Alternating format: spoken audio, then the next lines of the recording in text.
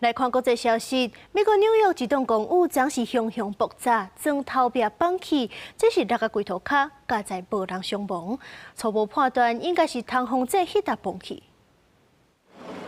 23楼悬的通风井规片崩塌，当弄向地面，砖仔甲冷气机散落伫游乐场附近。纽约布兰克斯区的米切尔公寓，在透早8点外传出爆炸声音，当地居民惊吓逃生，讲亲像恐怖攻击共款。And I'm watching out the window. I see a big smoke, real big smoke. I get panic. Then when I hit the second one, is when the wall fell out. I'm starting to get nervous, panic, and cry.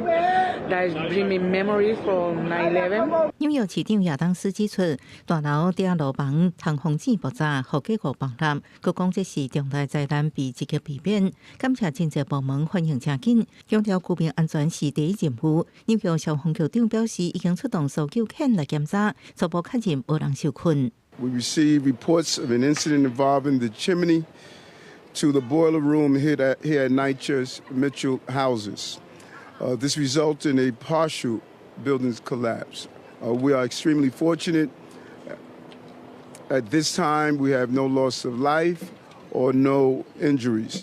米切尔公寓社区有10栋大楼，居民3500人。长期以来，纽约市房屋管理局的公共的厝被批评设施老化、受气甲热水无稳定、漏水生谷这问题。这栋大楼1礼拜进前捌发生火灾，造成一小路重伤送医。紧急事务局表示，会检查大楼结果，表示安排住户暂时撤离，佮赶紧恢复甲事甲消气。